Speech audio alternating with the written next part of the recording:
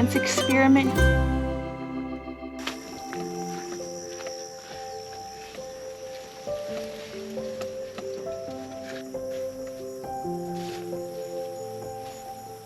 Hello.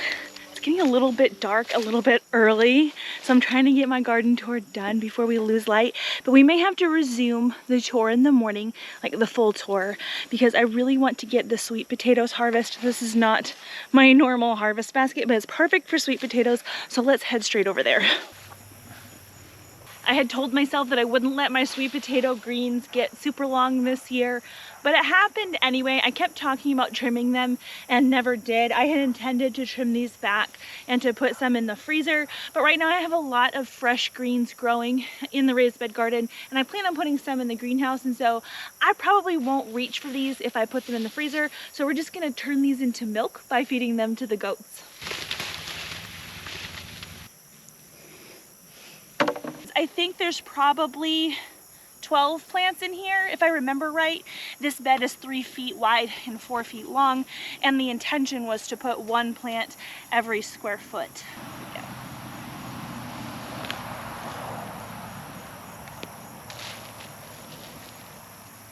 We got our first sweet potatoes of the year. All of these are gonna be this purple variety. I have grown a couple different varieties in the past, and I have found these guys to be really resistant to the pest that we have here. Different little bugs that are in the soil and rodents tend to leave this variety alone. I think I actually got the original potatoes out of one of those like refuse food boxes. I'm trying to remember what the name of it was. If I can remember, I'll put it in the words down here. And I've just been keeping potatoes back from the previous year's harvest and sprouting the slips from those ever since.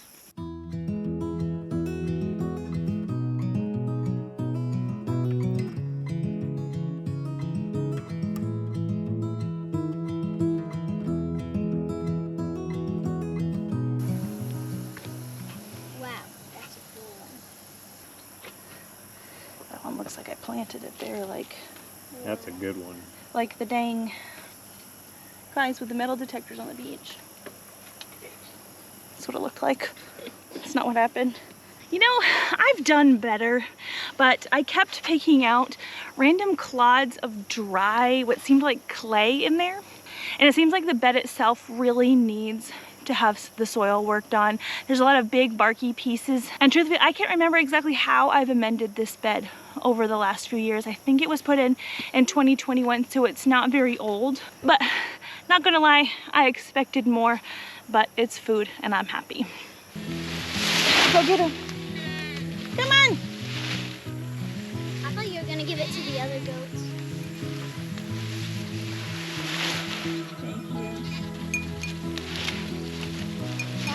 This is big.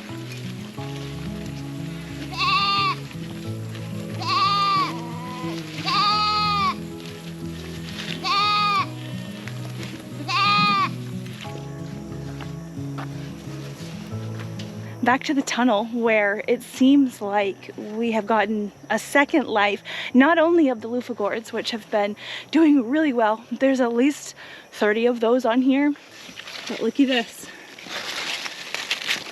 Brand new birdhouse gourds. I thought these plants were dead, but clearly not. I've been snapping these off because you can eat them when they're small. They're actually really good. It's almost like a buttery textured type cucumber. It's like a cross between a zucchini and a cucumber. It's got more crisp crunch than a zucchini, but almost with that same smooth texture. They're really good. I think I'm gonna dub this the Lazarus tunnel. Now, this is a Belgian giant, but obviously that tomato is really lacking for some sunlight. So it's trying its hardest to set some fruit to spread its seed. And so it's starting to mature these really little ones. It's probably still delicious. There's all kinds of baby loofah gourds in here. You can eat these too. I've never done it. And this seems like a great opportunity. I hear they're kind of like cucumbers as well, which seems to be the theme. I'm just looking at the end. I don't know what's going on there. I'm gonna break that part off.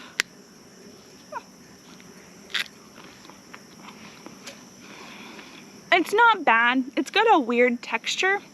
like it tries to fall apart into probably its segments. I don't even know how to explain it.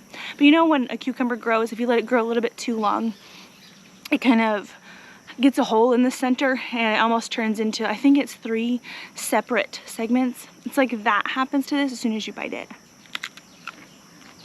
Bizarre. It's not the worst thing, but I like the birdhouse gourd way better. If you weren't around when I tasted the birdhouse gourd earlier in the year, here's one of those. You can hear the difference. So that had a nice crunchy snap, and this one, it's a little deeper. It's a little bit more wimpy. This is definitely more spongy in texture, which makes sense. It's the loofah gourd after all.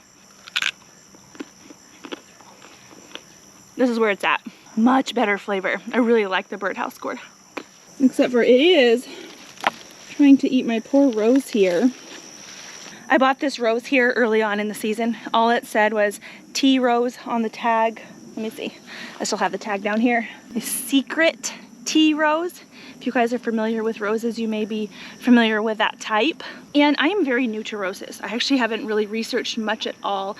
But I think I remember that if you're going to harvest rose hips, which I think come from the spent flower blossom, you need to obviously not cut off the spent flowers. So because we're nearing the end of the growing season here, I know that this rose doesn't have very long. I've left this final bloom on. Even when the flower buds have died, I've left them.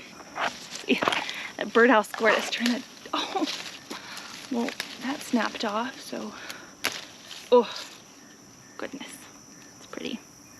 But anyways, this is what I was trying to show you. This little part right here, is that what turns into a rose hip? I genuinely have no idea. I do know that rose hips are high in vitamin C and are really great immune boosters. So I was looking forward to harvesting some. If I can't harvest them, I'm probably gonna buy some dry. I know you can turn the petals and the leaves of the rose bushes into tea. And I did that with some wild rose that we harvested. And the wild rose really wasn't full of aroma. It didn't smell as strongly as this one. But obviously, this one is kind of bred for that. Oh. Hi, girl. She's not impressed. This broke off. Can you bring it inside? Smells good. I know. It's absolutely spider season around here. I have been walking through quite a few webs here in this archway and in the greenhouse, and some of these spiders are ginormous.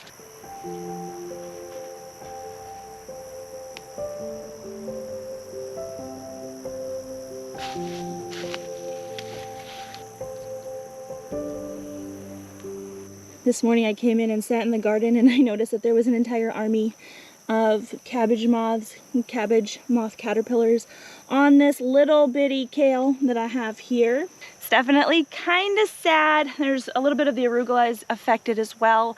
But I was listening to Ryan Hall, y'all. He is a weatherman that does a lot of good work here on YouTube of updating people about the weather, especially when it gets severe. But he said that within a couple weeks we're going to be starting to get some really cold temperatures, so I could treat these, but I think that what I'd rather do is just start some new plants over.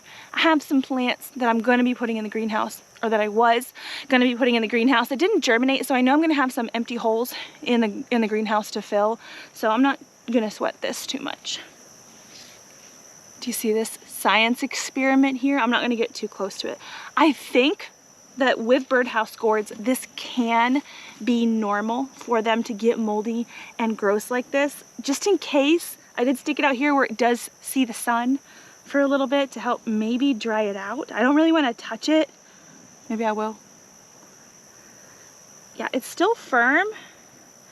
And so from what I hear, when it gets cold enough, that mold on the outside is going to die and we can brush that off, and the gourd itself should still cure just fine. This is my first time with birdhouse gourds. It's my first time with a lot of things this year, and so I'm kind of just seeing how it goes with these birdhouse gourds, and we're just going through the motions together.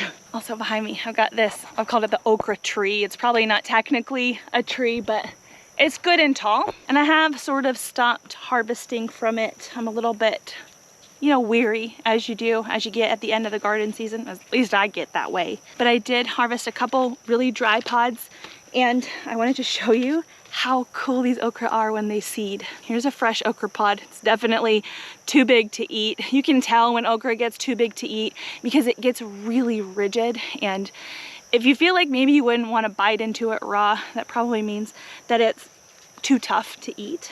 You can see these ridges here on the okra. Can you see in that ridge? This one's split open. Inside each ridge is an awesome, perfect little row of seeds. As you can tell, one okra pod has plenty of seeds to get somebody by until the next season. I had run out of seeds, but now I'm all set. I am seeing something in my radish bed. Something interesting. Well, what have we here? Seems like something rather large has tunneled down in there. I gave it the sniff test.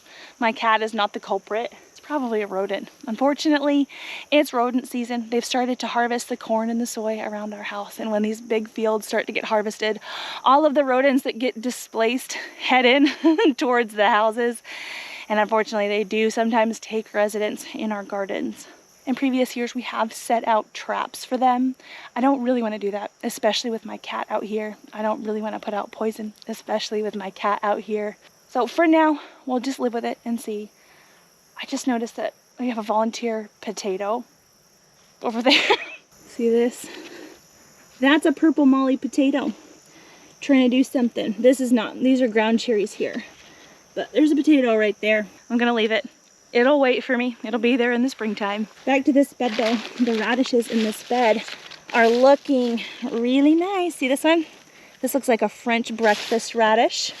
Possibly some red globe radishes right here. Here's a white one.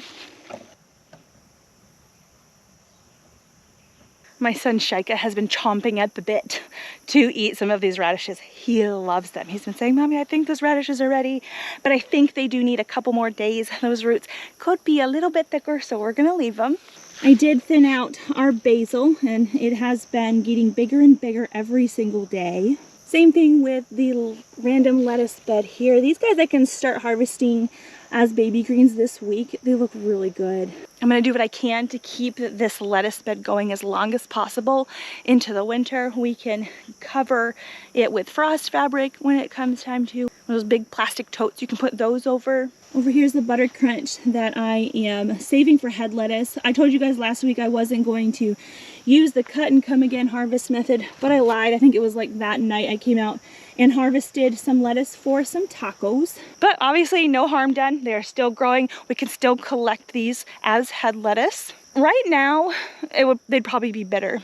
We've had temperatures in like 87 and 88, which I really didn't expect, but I guess I probably should have, because last year we had 100-degree temperatures into October. And that really, it's teetering on too hot for these plants that I have out here.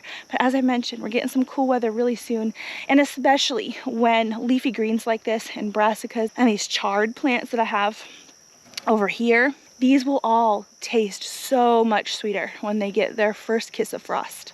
I'm 99% sure I planted a rainbow chard mix, and it looks like, as far as the chard goes, this is the only red-stemmed one.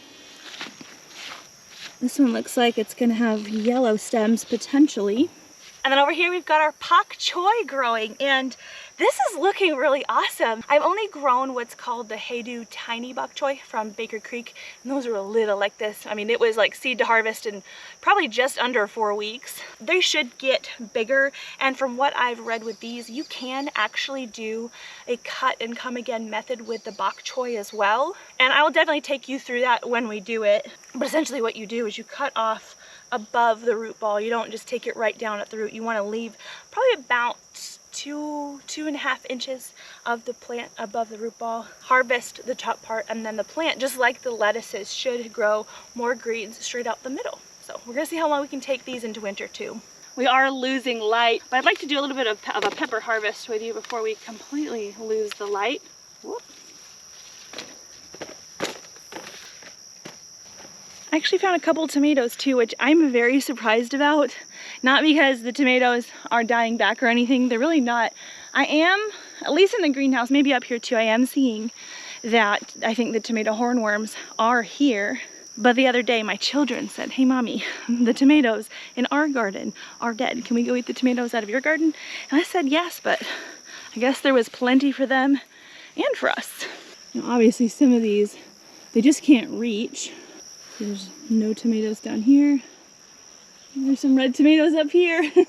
A lot of these, they're overdone. They've gone by. The fruit flies are abundant, so I think I'm just gonna walk away. They did inform me though that I had a lot of cucamelons. I've forgotten that I had a volunteer cucamelon over here. That's because it's a jungle over here. I have to get to the cucamelons through these blackberries.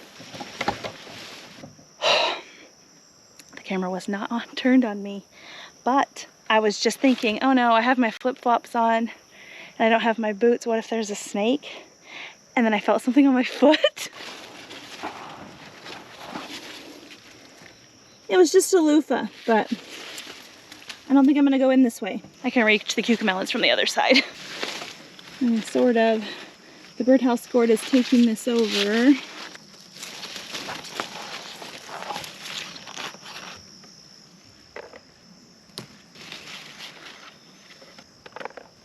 Look at all these. There's some fat ones in here, that's for sure. There are quite a lot of cucamelons out here. I think probably tomorrow off camera, I will put on my boots and really come in here and take them off because fermented cucamelons are actually quite good and I don't want to regret not doing that this year.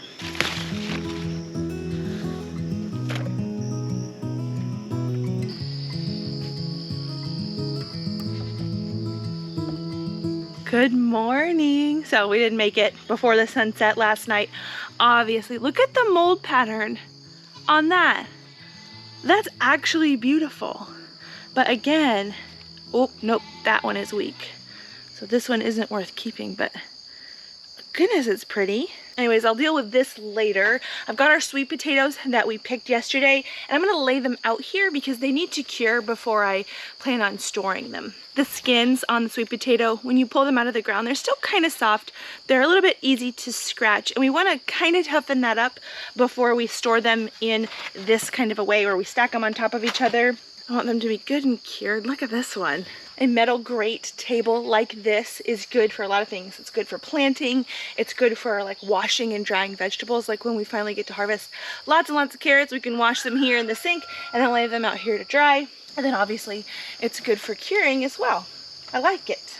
The fall and winter garden seedlings are looking pretty good. I did have loss of one seedling here that I can replace because I've got two in that one. But for some reason, and I think I read about this, these are my colored cauliflowers. I didn't get any germination on this one. And of course, my tag has gone by the wayside. So I don't even know what color these ones are gonna be. This is my broccoli tray. Half of it didn't germinate. I don't know why. It looks like I genuinely didn't plant half of it. And I know I did. There's a potential that maybe I planted them too deep. I had one kind of come up on the edge here. I don't know how that happened.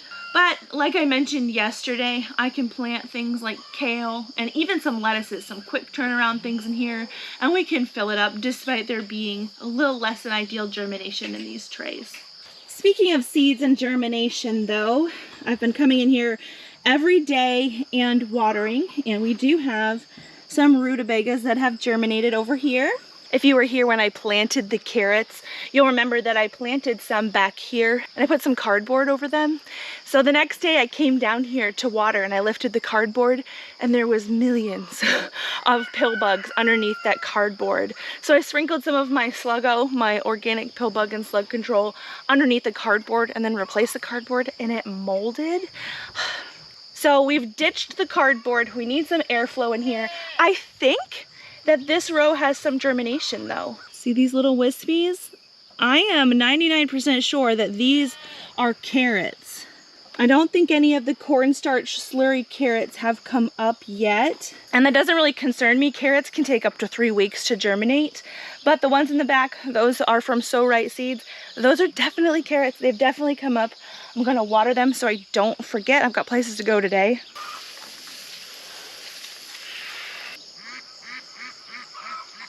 As far as harvesting in the greenhouse, the only thing I have is these Kalima bush beans and a few purple hull peas.